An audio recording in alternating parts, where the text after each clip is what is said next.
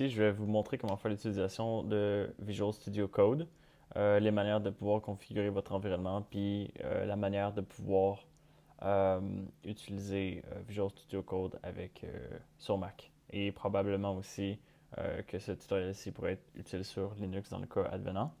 Donc la première chose à faire, c'est évidemment de télécharger tous les fichiers du TP. Dans cette section-ci, on peut voir que j'ai mis tous les fichiers du TP.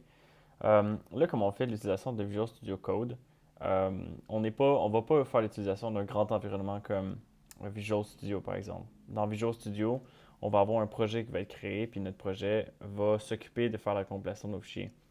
Dans notre situation, il y a un peu plus de travail à faire manuellement, mais le travail n'est pas si complexe. La première chose à faire, c'est de rajouter un fichier qui s'appelle .vscode.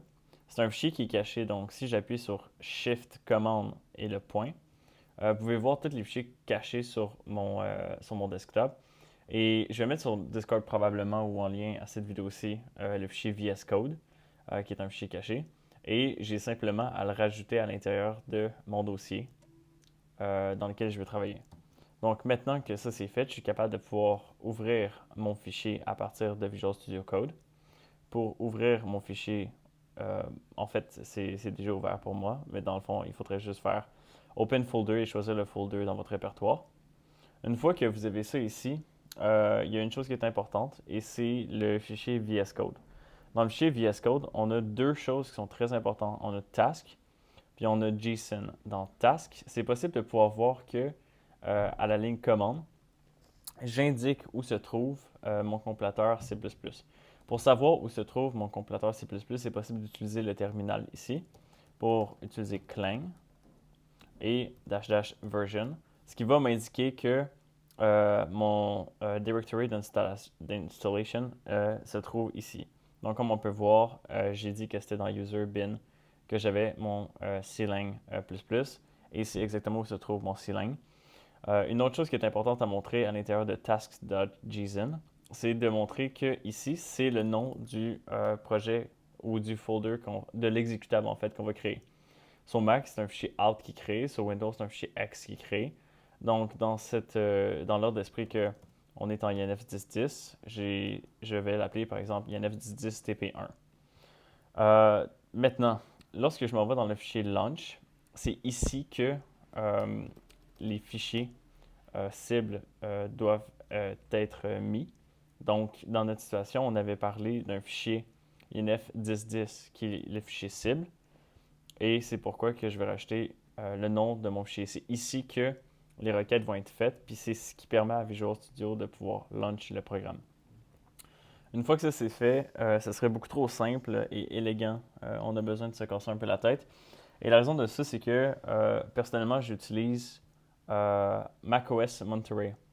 Et le fait d'utiliser Monterey a un impact sur l'affichage du terminal. Donc, on n'a pas le choix, il faut qu'on aille dans Code, Preferences, aller aussi dans Settings, qui est Paramètres. Puis, j'ai besoin d'aller chercher le terminal. On voit ici qu'il y a l'onglet Terminal. Et c'est d'aller chercher. Euh, OK. D'aller chercher le profil intégré ici. Comme on peut voir, le profil automatisé, c'est de OS X, ce qui est celui qu'on a présentement. Ce qui veut dire que ça, c'est le profil de Mac. La chose qui est nécessaire, c'est de rajouter justement une partie à ce code en JSON-là. La partie du code, c'est la suivante, c'est files.autosave égale à after delay, virgule. Et ensuite, c'est d'écrire terminal .integrated .shell .osx, on rajoute une colonne, /bin /zsh,